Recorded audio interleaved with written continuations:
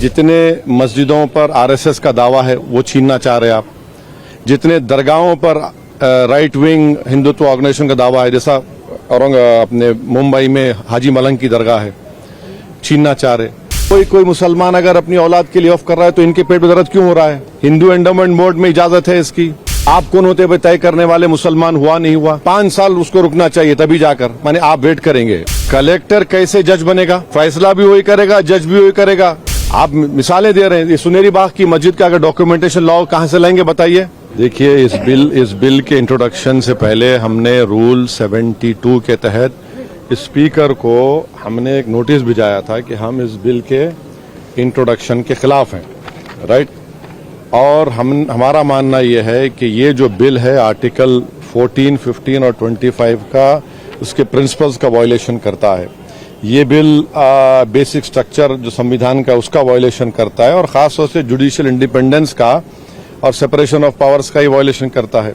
अब इसमें सबसे अहम बात यह है कि जो वक्फ बाय यूजर का सेक्शन 3RI है, उसको ये कह रहे हैं कि वक्फ बाय यूजर को हम निकाल देंगे। कैसे निकालेंगे?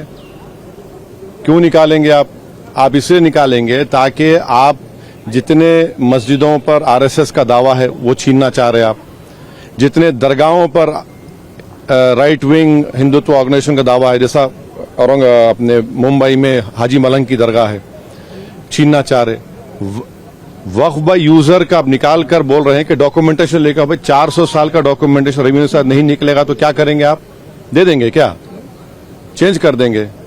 ये एक सबसे बड़ा डेंजरस जो उसमें सेक्शन है। दूसरा, उसमें वक्फ अल औलाद का क्लॉज 4 का है। देखिए, भारत में जो कानून है ना, वो किसी को रोकता नहीं है कि वो अपनी प्रॉपर्टी को विल के जरिए डिस्पोज करे या किसी को गिफ्ट दे। तो वही कोई मुसलमान अगर अपनी औलाद के लिए ऑफ कर रहा है तो इनके पेट में दर्द क्यों हो रहा है? हिंदू एंडोमेंट बोर्ड में इजाजत है इसकी, सब जगह दूसरे गुरुद्वारा प्रबंधन कमेटी में इजाजत है, तो मुसलमानों के वक्फ बोर्ड में क्यों नहीं होगा? 5वीं बात यह है कि इसमें आप ये कह रहे हैं कि मुसलमान जो 5 साल उसके हो गए इस्लाम कबूल करके तभी वक्फ करेगा। ये फ्रीडम ऑफ रिलीजन का ग्रेव वायलेशन है। अच्छा, दूसरे रिलीजन को मानने वालों के लिए ऐसा कानून है? नहीं है। और आप कौन होते हुए तय करने वाले मुसलमान हुआ नहीं हुआ?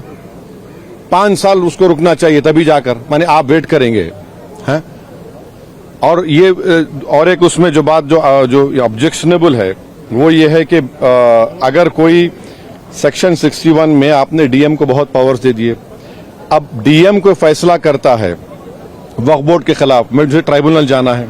अब ट्राइब्यूनल पहले क्या था? एक जज था, डिस्ट्रिक्ट जज, सीनियर सीजीआई अपॉइंट, और 2 लोग थे। अब कह रहे हैं कि ट्राइब्यूनल में 2 लोग होंगे, रिटायर्ड डिस्ट्रिक्ट जज और एक ऑफिसर होगा, क्या होगा वो, ज्वाइंट सेक्रेटरी रैंक का।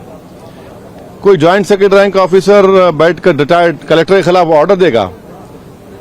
तो ये खुद अच्छा, और एक बात, कलेक्टर कैसे जज बनेगा? फैसला भी वही करेगा, जज भी वही करेगा। ये प्रिंसिपल नेचुरल जस्टिस के खिलाफ है।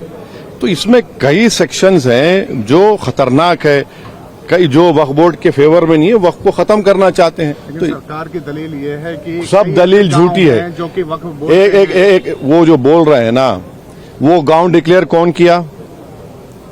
वो बताएं देश को। वो गांव डिक्लेयर अगर हुआ है तो वक्फ बोर्ड पे नहीं बोलने पे नहीं हुआ है। इसलिए हुआ है कि सर्वे कमिश्नर की रिपोर्ट आई, उसके बाद गजीट इशू हुआ, और गजीट के लिए 1 साल का टाइम मुसलमानों के लिए, नॉन मुस्लिम के लिए कभी भी टाइम है। आप उसको ऑब्जेक्ट करिए ना। हैदराबाद में भी ऐसे के प्रॉपर्टीज थे जिनको गजीट के बाद भी कोर्ट ने ओवररूल किया। आप मिसालें दे रहे हैं। ये सुनेरी बाग की मस्जिद का अगर डॉक्यूमेंटेशन लॉ कहां से लाएंगे बताइए? मेरे पास तो मंत्र शंतर नहीं है कि 200 साल पुराने के मरने वालों की रूहों को बुलाकर मंत्री जी के पास ले जाऊं कि देखो ये रूह है और ये कह रही कि वक्फ है। ये क्या बात कर रहे हैं? तो ये लेजिस्लेशन नहीं है वक्फ को बुलडोज करके खत्म करने का, मुसलमान इजाजत लूटने का है। को गया है, आप लोग विरोध कर रहे थे, आपको लगता है कि जेपीसी से ये अभी इतना जल्दी बोलना गलत होगा। जेपीसी का भी स्पीकर साहब उसको बनाएंगे, क्या होगा देखते हैं।